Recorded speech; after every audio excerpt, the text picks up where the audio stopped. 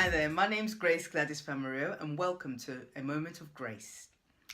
The title of this episode is Press On Regardless of the Fear. Now recently I was reading the story of Joshua in Joshua chapter 1 when he all of a sudden faced this humongous task of leading the Israelites into the promised land. Now up until that point he was working with Moses. Moses was the main guy, he was the front guy. And Moses was taken by God. And God now gave Joshua this responsibility to lead the people. Now, I don't know about you, but I can just imagine Joshua in the background watching all what Moses was doing, all the highs and the lows that him and his brother Aaron and and all the other leaders had, the challenge that he would have had with all those people. And I'm not even going to go into all the highs and lows, especially around them complaining, grumbling, wanting to go back to Egypt. And so all of a sudden Joshua gets this message to say, you know what, boy, rise up, it's your turn to lead my people into the promised land. Now in my mind, I'm thinking, are you sure you got the right person, Lord? Because I'm not sure if I'm up to it.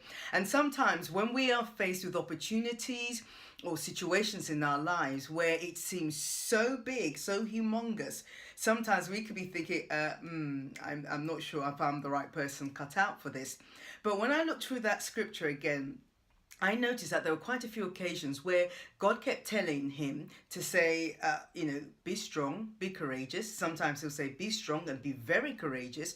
And he kept reinforcing that time and time again when he was talking to Joshua to say, this is what I want you to do, but I need you to be strong and to be courageous. And this message is just going out to anybody who might be facing any big situation, whether it be a trying situation, whether it be an opportunity, whether it be a challenge, whatever it is that you're facing. I want to encourage you to go out there regardless of all the situation, the circumstances around you, and just be bold, be courageous, and be strong, because you know what, God is by your side. And I really love that. Let me just read the scripture to you.